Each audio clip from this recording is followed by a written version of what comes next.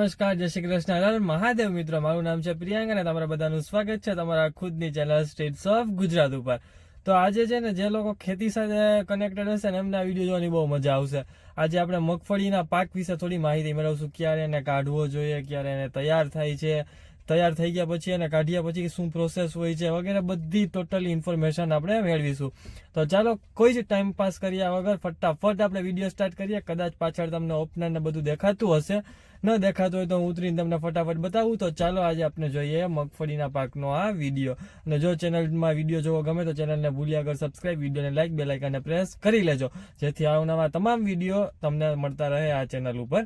અને આ ચેનલ ઉપર આપણે ઓલ ઓવર બધા ટાઈપના વિડીયોઝ મૂકીએ છીએ, જેથી તમને જોવામાં કંટાળો પણ નહીં આવે અને અલગ અલગ ટાઈપનું કન્ટેન્ટ પણ મળતું રહેશે. તો ચાલો ફટાફટ આજે આપણે આ વિડીયો સ્ટાર્ટ કરીએ.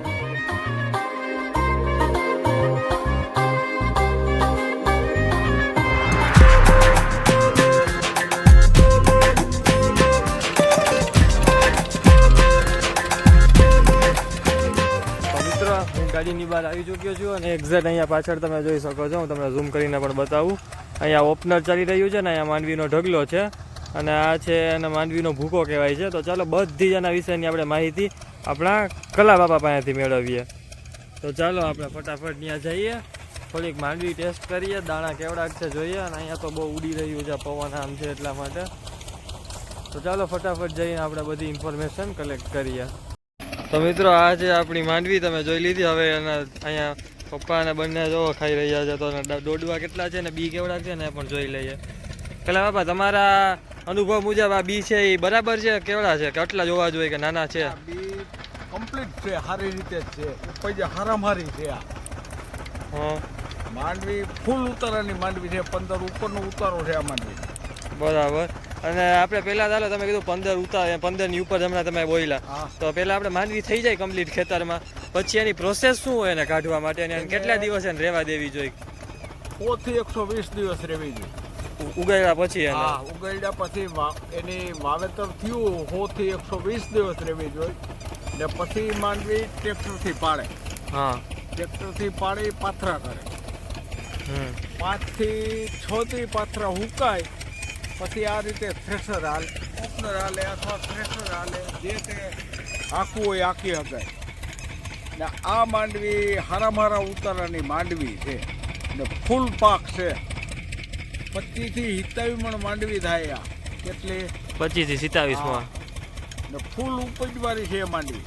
અને તેલના ટકા બહુ સારા છે. જેટલો બી મોટો એટલું તેલ વધારે નીકળે ને એમાં. તેલ વધારે. આ ફૂલ ઉતારામાં કપાય જ નહીં માંડવી. પૂરેપૂરું આમાં નેટ 21 મારી ગણતરીએ 40 થી 41 કિલો માંડવી હોય એટલે 16-15 કિલોનો ડબ્બો તેલનો થાય. ઓહો. હા. અને હાલો આપણે આ તો જાણી લીધું. હવે આપણે માંડવી તૈયાર થઈ ગઈ ને આપણે ઓપનર થ્રેશર તું કાઢી લીધી, પછી શું કરવાનું? ઓલા ઘણી વખત ખેતરમાં કલર ઓલા ઢગલા જેવું પડ્યું હોય એટલે એ ટૂંકમાં આમાં પાછા સણે પાટલી આખે ટ્રેક્ટરની. હા, એટલે એમાં જો કોઈ ભૂમા ડૂડો તૂટ્યા હોય એ પાટલીમાં હાથમાં આવી જાય આપણે. બરાબર. પાટલી આખી પછી મારે ટ્રેક્ટરની રાપ, એટલે કોઈ જમીનમાં કે પાહમાં કે રહી ગયો હોય ભૂલે ચૂકે એ ડોડો વીણાઈ જાય. હવે તમને પ્રશ્ન થતો છે કે રાપ એટલે શું? તો છે ને મેં એક શોર્ટ અપલોડ કર્યો નથી, હવે કરીશું. એમાં તમે જોઈ લેજો કે રાપ એટલે શું. ટ્રેક્ટરની પાછળ એક મશીન જેવું લગાડેલું હોય જેનાથી બધું હાલતું. હમણાં એ શોર્ટ્સ મારા પાસે પડ્યો છે ને તમે હું એડ પણ કરી દઈશ. હા કલા બાપા કન્ટિન્યુ હાલો. એ રાપ મારીને પછી શું કરે? એમાં બધી પાથરા થઈ જાય. રાપ મારી પાથરા થઈ ગયા તે પછી આ રીતે ગડકાવી નાખ્યું આપણે ઓપનર. બરાબર. ઓલો ઢગલો પડ્યો એ ઢગલા ને પછી આમાં જવા દે. ભર્યા કરે ત્યાં ઓપનરે કાઢી લઈએ. હા, પછી એને પાટલી આખીને ડોડવો વીણે. બરાબર. પછી મારે રાપ. હા, એટલે પાહમાં કોઈ ડોડું હોય તો આવી જાય. 2 કે 3 વખત ઉપરથી વીણીને 3 વખત આ રીતે વીણીને એટલે જમીનમાં ડોડવાનું નામે કાંઈ ના રહે. હા, ને પછી જે તે પીત કરવું, ધાણા છે, ચણા છે, ઘઉં છે, ગમે એ હમાર મારીને પછી પીત કરી શકે. બરાબર. આટલી માંડવીની આપણે ઉગાડીને પછી કાઢી ત્યાં સુધીની પ્રોસેસ હોય ને? પ્રોસેસ આ થઈ ગઈ. બરાબર. તો આ જોવો તમે, આ છે ને આપણું થ્રેસર છે. આ કઈ રીતે કામ કરે કલા બાપા? પાછળથી ઓલો ભૂકા જેવું કંઈક નીકળે. જેને ઓપ્શનમાં પાથરો માંડવીનો નાખે ને હા એટલે એ આમ કટરથી ફરીને ડોબવા નોખા ને ભૂકો આમ પાછળ પંખો ઉડાડી નાખે. બરાબર. તો આ તમે જોઈ શકો. ચાલો તમને નજીક જઈને થોડુંક આ બતાવું પ્રોસેસ. અને આ તમને નોલેજ કલા બાપા આપ્યું તમારી પાસે ના હોય ને તમને મળ્યું હોય તો કોમેન્ટમાં થેન્ક યુ કલા બાપા કરી નાખજો. એટલે કલા બાપાને એનો ક્રેડિટ મળી રહ્યા વિડીયોનો. ઓકે, હાલો તો આપણે થ્રેસર જોઈ લે હરખાએ. મિત્રો આ આપણે થ્રેસર પાસે આવી ગયા. આ ખબર નહીં, શરૂઆતમાં કંઈક પાણી છે, અહીંયા એનું એન્જિન છે, એન્જિનથી ઓલું આખું ગોળ ફેરવે ને ઓલું વર્ક કરે, એ તો સમજાઈ ગયું. પણ આ પાણી કેના માટે હોય ને એ ખબર નહીં પડતી. આઈ થિંક ગાડીમાં કેમ પાણી હોય છે એન્જિનને ઠંડુ રાખે, કુલન્ટ કહેવાય એને, એ રીતે કદાચ આ છે ને એન્જિનને ઠંડુ રાખવાનું કામ કરતો. એમ છતાં હમણાં કલા બાપાને પૂછું. આ તમે જોયું, આ વર્કિંગ તમે જોઈ લીધું. આ મોટર છે ઓને ફેરવે છે, ઓલી મોટર આખી આખું આ થ્રેસર તો શું ઓપનરને ફેરવે છે, સોરી.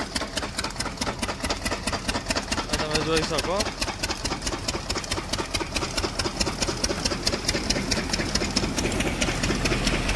આ અહીંયા ફેન આખા જેવું છે.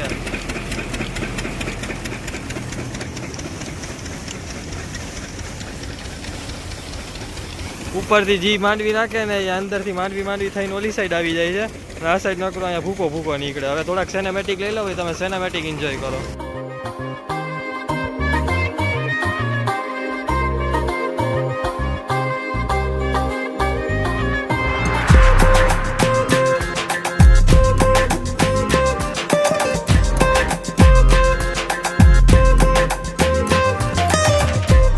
નવું જાણવા મળ્યું. આ સિનેમેટિક લેતા હતા ભાઈ, આનાથી આ બધો ઢગલો ભેગો કરતા હતા.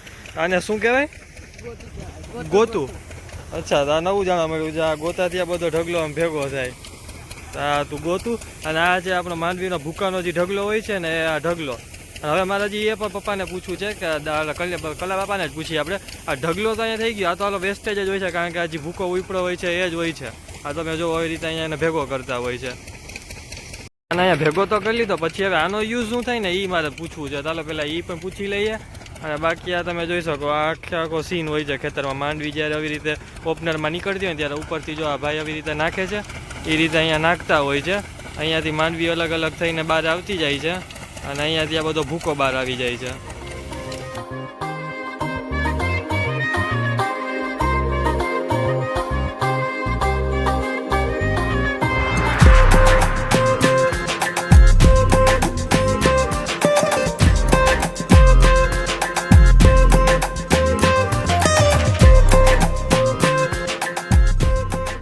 ભલા બાપા, આમાં આપણે હજી આ શું કહ્યા ને આપણે ઓપનરમાં આગળ ઓલું પાણી જેવું છે, એ પાણી શું કામનું હોય?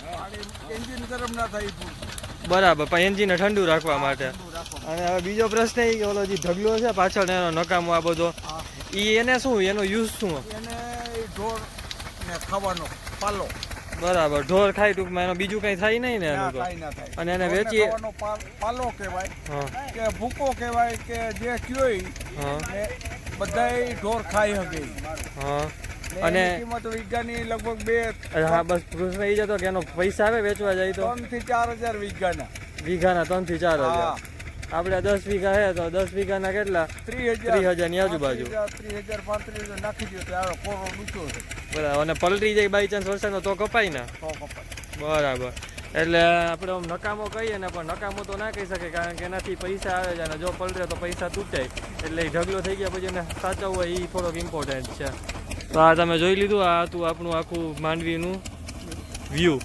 હા હા, જતો નથી માલ. માંડવી સારી રીતે હોય તો માંડવીની કિંમતે થાય ને સારું ઉપજ થવી જોઈએ. ખાંડી ઉપર માંડવી થાય એટલે ખેડૂતને. આપણે ટોટલ કેટલા ખાંડી થાય આ માંડવી અંદાજિત? આશરે 25 થી 27 મણ થાય વીઘે. હવે મણ ઈ જ ખાંડી કે મણ અલગ પાછો? 20 કિલોનો એક મણ. બરાબર. 500 કિલોની ખાંડી. બરાબર, 500 કિલો એટલે ખાંડી અને 20 કિલો એટલે મણ. બરાબર. આ નોલેજ તો મને નહોતું, આ જ ખબર પડી મને. એટલે વાડી આવો તો કંઈક ને કંઈક નવું છે ને, આપણે આ બધા ગરઢા લોકો હોય ને જે ખેતી કરેલા હોય એ લોકો થ્રુ બધું એવું જાણવા મળતું હોય, નવું જાણવાની થોડીક મજા જ આવે ખરી. આ જોઈ શકો આપણી એસન્ટને આપણે અહીંયા પાર્ક કરી દીધી છે. પાછળનો ડોર તો ખુલ્લો હોય, હાલો એ હમણાં બંધ કરી દઉં. અત્યારે એસન્ટ ઉપર ફોકસ નહીં, ફોકસ આના ઉપર કરીએ. આ તમે જોઈ શકો અવડો મોટો ઢગલો છે ને, હજી તો નીકળે છે બધું. હા, પ્રોસેસ આયલા કરે. ચાલો હવે બીજું તો આમાં શું હોય. હવે આપણે એક નવો બ્લોગ લઈને આવશું, જેમાં મારું બીજું ખેતર, આ ખેતર છે ને અમે વેચ નાખ્યું છે, સેલ કરી દીધું છે. એટલા માટે આમાં હવે આપણી આ છેલ્લી મોસમ હતી આના પછી હવે આપણે ખેતર સોંપી દેવાનું છે. પણ જે બીજું ખેતર છે ને અહીંયા ફરતી સાઈડ અત્યારે કોકોનટ વાવ્યા છે અને આગળનો એનો પ્લાન શું છે પપ્પાને એમાં એને ફાર્મ કરવું છે આખું કોકોનટનું. તેની પાછળનું વિઝન શું છે, એનો હેતુ શું છે વગેરે બધું આપણે પપ્પા પાસેથી જાણશું. કારણ કે એમને વિચાર્યું છે કે આમાં કોકોનટ ફાર્મ કરવું છે તો કંઈક તો સમજી વિચારીને જ એને નક્કી કર્યું હશે. તો એ વિડીયો પણ ખાસથી જોજો, તમારે પણ ખેતરમાં જો. કારણ કે અત્યારે ખેતરમાં હું જ્યાં સુધી વેકેશનમાં ઘરે છું ને ત્યાં સુધી રોજ ઉઠીને મજૂર સાથે માથાકૂટ હોય છે, મળતા ના હોય ને ગોતવા જવાના ને આવી બધી ભેજામારી થતી હોય છે. એટલા માટે કોકોનટ ફાર્મ કરવાનો વિચાર છે અમારો. તો એ વિચાર તમારે પણ જો ખેતરમાં તમે પણ આવી રીતે કંટાળ્યા હો અને તમે ઓછું ધ્યાન દઈ શકતા હો, તમારી પાસે ટાઈમ ના હોય તો તમને જરૂરથી ઇન્ફોર્મેટિવ લાગશે. તો એ વિડીયો પણ જરૂરથી જોજો અને ચેનલને સબસ્ક્રાઈબ કરીને રાખજો જેથી આવા અવનવા વિડીયોઝ તમારા સુધી પહોંચતા રહે. તો ચાલો બીજા વિડીયોમાં મળીએ કોઈ બીજા સારા કન્ટેન્ટ સાથે. ત્યાં સુધી ચેનલને સબસ્ક્રાઈબ કરીને વિડીયોઝ નવા જે મૂકેલા છે મેં એ જોયા રાખો અને મજાક કર્યા રાખો. તો ચાલો મળીએ બીજા વિડીયો સાથે.